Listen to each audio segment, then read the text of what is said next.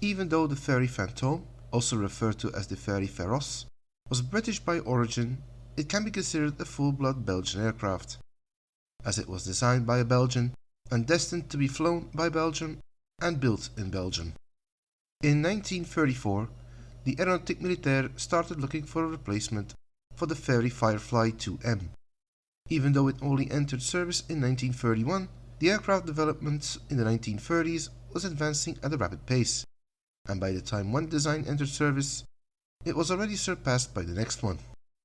While several indigenous and foreign companies offered different versions of already existing aircraft, the British Fairey Aviation Company wanted to offer a brand new design to meet the requirement. The idea for this new aircraft was proposed by Fairey's chief designer, a Belgian aeronautical engineer by the name of Marcel Lobel. Marcel Lobel was born in Kortrijk in 1893. He joined the Belgian Army's 1st Grenadiers Regiment in 1914 and seen combat in the trenches of World War I, where he got severely wounded during the Battle of the Yser. He was discharged from the army in 1917 and moved to England. Here, he got work as an aircraft designer with Taran Tabor, then Martinsyde, and eventually ended up working for the Fairey Aviation Company. In 1925, he was promoted to chief designer and went on to develop some of the most successful aircraft for Fairey, such as the aforementioned Firefly, but also the Fairey Fox, the Fairey Battle, the Fairey Fulmar, and perhaps the most famous British torpedo bomber of World War II, the Fairey Swordfish. With all this experience under his belt, he wanted to offer the Belgian Aeronautique Militaire only the very best aircraft. Originally, the British Air Ministry would fund the development of new combat aircraft if the RAF, or the Royal Navy's Fleet Air Arm, had a requirement for it. However, as the new aircraft was intended for a foreign country, they didn't want to put money in an aircraft they were not going to use themselves. So Fairey paid for the development out of their own pocket, as a private venture. The aircraft Lobel came up with was the Fairey Fantome. The Fantome was a sleek-looking, single-seat biplane fighter of all-metal construction and fabric skinning, with a fixed landing gear with spats and an open cockpit. The aircraft was specifically designed to meet the Belgian Aeronautique Militaire's fighter requirements.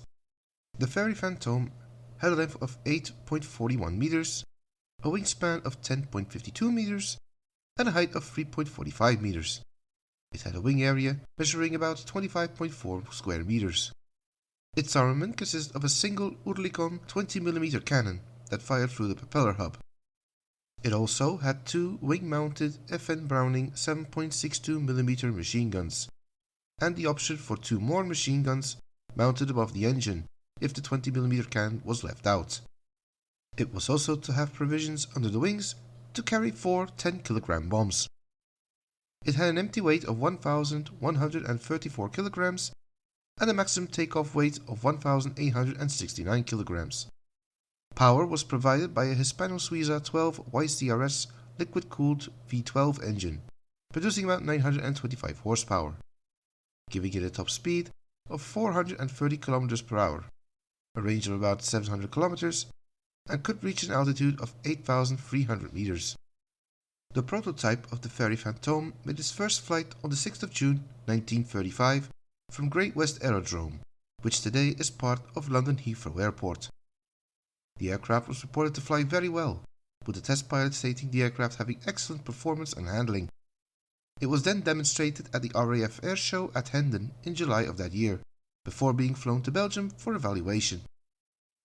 On the 17th of July 1935, the Fantome was getting ready at Evere Airfield near Brussels to show off its capabilities to officers and representatives of the Aeronautique Militaire, with Fairey's test pilot, Royal Navy Lieutenant Stephen H.G. Trower, at the controls. The aircraft took off and gave an impressive high-performance demonstration. But then, disaster struck. While performing a high G maneuver, the pilot blacked out due to G-lock. Unable to regain consciousness, the Fantome crashed into the ground, killing the pilot. Despite the tragic loss of the prototype, the aircraft was still considered by the Aeronautique Militaire, and by the time of the crash, 3 more Fantomes were being assembled at Avion Fairey in Gosselies. But in Belgium, the Fantome was renamed as the Fairey Feroce. However, in 1936, the specifications of the Aeronautique Militaire for the new fighter had changed, and the Feroce was no longer meeting the new requirements. In the end, to operate alongside the older Fairey Fireflies they were intended to replace, Belgium ended up buying a small number of Gloucester Gladiator Mark I's, whose performance was somewhat comparable to the Feroce. But the Fairey Fantome was in many ways outdated from a design point of view, as by the time the Fantome rolled out, aircraft manufacturers were already developing and/or flying closed cockpit monoplane fighter designs that were to set the standard from the second half of the 1930s. The first being the German Messerschmitt Bf 109 that first flew in 1934. This was followed by the British Hawker Hurricane in 1935, and the Supermarine Spitfire followed the year after. Being superior in both speed, firepower, capabilities, and maneuverability, it pretty much signaled the end of the biplane fighter. With the cancellation of the program, Belgium no longer had a need for the Fairey Feroce, and the 3 completed aircraft were put up for disposal. 2 of them were sold to the Soviet Union for trials and testing, but sources state they were later transferred them to Spain, where they were flown by the Republican Air Force and used in combat during the Spanish Civil War, although there is no evidence that such a transfer took place. The 3rd aircraft was returned to Britain, being used for flight tests and evaluation by the British Air Ministry. In December 1940, it was then transferred to the Royal Air Force, where it was used by the Air Gunnery School at RAF Rolleston until it was struck off charge in the 19th of March 1943.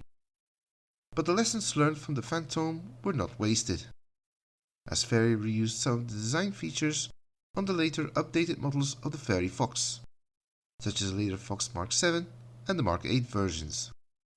The Fairey Fox was also designed by Marcel Lobel. I plan to cover this aircraft in a future video. And this concludes the story of the Fairey Fantome, an aircraft that, despite its stellar performance and graceful design, was one of those great aircraft that never had the chance to show off its full potential, and it could be said that it pretty much represented the zenith of the biplane fighter.